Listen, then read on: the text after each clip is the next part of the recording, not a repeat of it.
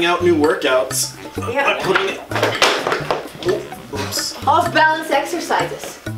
Why? No, well, because we read how they make your core super ripped. I can't. This is too much. No, stay here. This is a perfect opportunity for a teachable moment. Let's take these guys to school. Ha! Old school. Yeah.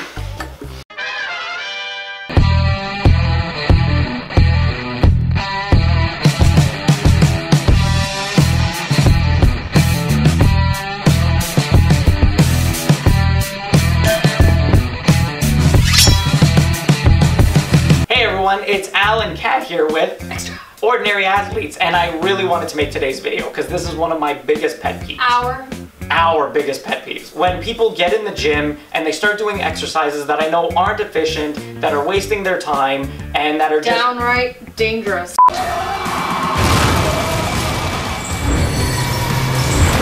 Yes. So scared to watch some people. You can't even do your own exercise. You're just staring like, oh my god, is this gonna happen? Yeah. Should I help him? And these are some of the fad exercises that you see come around every now and then. You just saw some of them. So today what we're gonna do is we're gonna check out 4 exercises that you've probably either tried or you've seen people do at the gym, and we're not great fans of those. I hate these. So we're gonna show you alternative exercises that you can do instead of those exercises. We're gonna give you tips on how to actually make those exercises work for you. So ditch these and go for the classics. Kat here is a perfect example of an extraordinary athlete. She goes to work and she sits in an office all day. What she does though is she plans out her workouts for maximum efficiency. She kicks it old school.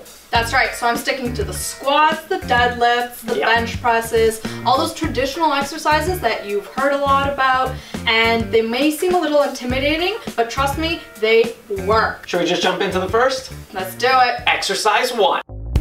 First up, we have weightlifting exercises combined with balancing exercises. Now, I know these have become fairly popular, and I know why they've become popular. It's because everyone thinks, look, you can get a weightlifting exercise done at the same time as hitting your core and stabilize your muscles. And a lot of the times they're so challenging that people are like, oh, they must be working because it's so hard. And it does feel hard. I mean, you can see here Ed doing a combination of bicep curls with balancing exercises, but I gotta tell you, what you're accomplishing here is actually a worst of the both worlds scenario. You're A, compromising your bicep curls because you can't go as heavy, so that's not being as efficient, and 2, it's not that great of a core workout either. You're not really getting your abs, you're not getting your stabilizers as much as you think. You've just made life difficult for yourself. Honestly, you're probably better off just doing your bicep curls, and then separately, if you want to do something for your core, do some type of stabilization exercise. I really like doing a one-handed,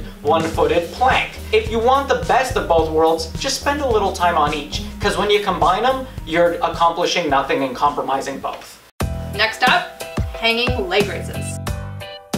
This exercise you'll see people doing on the dip bars, they're doing it in the captain's chair, and a lot of people are doing this because they think they're working out their abs, but chances are they're not. They might be if they're doing it right. What you're doing for this exercise, just like you can see with Urata, you're lifting up your legs to 90 degrees and then letting go and doing it up again, but the problem is you're probably working out your hip flexors instead of your abs. For sure. So we're gonna give you a good tip to make this exercise work. What you have to do is imagine someone's in front of you and you wanna show your lovely bum to them. So you're actually lifting up way high. Look at that. Urata's doing it properly. And she is engaging those abs and she's making sure that this exercise works. What you're actually doing is engaging in spinal flexion. Yeah. And as soon as you do that, that's how you know that you're engaging the core. That's right. A lot of the times people complain, oh, in this exercise I feel like my legs are gonna give out first. Yeah, but if they're giving out way before your abs even feel it, you've done something wrong. That's right. As a modification is you can actually bend your knee, just so like Urata's doing now. A hanging knee raise, That's as right. opposed to a full leg raise with spinal flexion. So the trick to remember is raise your legs up so high that the person in front of you, or the hypothetical person in front of you, can see your bum. And then you know it's working. Alternating dumbbell curls. And this is actually the biggest pet peeve of mine. It's probably one of the most popular exercises. You see it in movies, you see it in gym, I'm sure you see it when you walk into the gym. Guys are always doing this one. Muscle contracts shortens, lengthens. That's how you stimulate muscle fibers. That's how they grow. That's I just don't get it. Muscles are built on time under tension. So how long you're keeping those muscles under tension. So here you see an alternating dumbbell bicep curl. But with this exercise, you're not even just getting a rest after the set. You're getting rest in between each rep.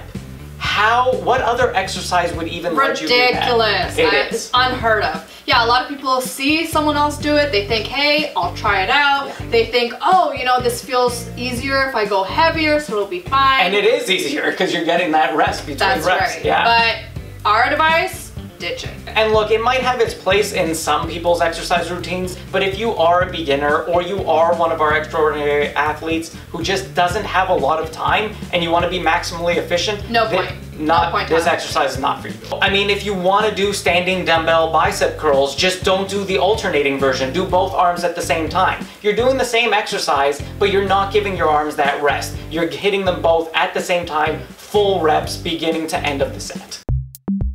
All right, check this last one out. It's the upright row. I'm gonna show you what not to do at the gym. Yes. Okay, so you see this at the gym. They pick up the weight, put it in front of themselves, and go like this. Upright row. Upright row. They think they're working out their shoulder. They're actually utilizing their traps as well. It's awkward. Look, we've got the internal rotation in your joint. Exactly. Then you're adding weight throughout the movement. So it's not a very safe place for your shoulder. So you're not getting an effective workout for any of those muscles. No. I mean, if you wanted to hit your traps, you would do shrugs, where you can go heavier. Shrugs. And if you wanted to hit your shoulders, you could do, you could do a side lateral raise, but it's probably best off to avoid the upright row. Ditch these 4 mistakes. Yes, don't do your balancing and your weightlifting at the same time. Yeah. Just do them as separate exercises. For sure. Instead of doing 90-degree leg raises, work your booty a little bit. Show the booty for maximum results. Yeah, ditch the upright row. And if you want to target your shoulders, do the lateral raises. Or if you want to target your traps, then do shrugs. And instead of doing alternating bicep curls, do your curls at the same time so your arms don't get a break and you get more efficiency out of your workout. You two have missed out on your #1 biggest pet peeve. What? It's true. It's what are you true. talking about? Long treadmill sessions for fat loss. They love them. Recommend them highly to everyone. They're right about this. This is one of our biggest pet peeves, but you know what? It probably deserves its own. No, let's talk about it now. We have the opportunity to talk about it. And the worst thing about treadmills is that people spend so much time on there. And they're not actually building muscles. They spend hours and hours and they're sweating so much. And they're thinking, hey, why isn't it working? I'm getting no muscle definition. And it's like, no, I want to talk about this. They need to know.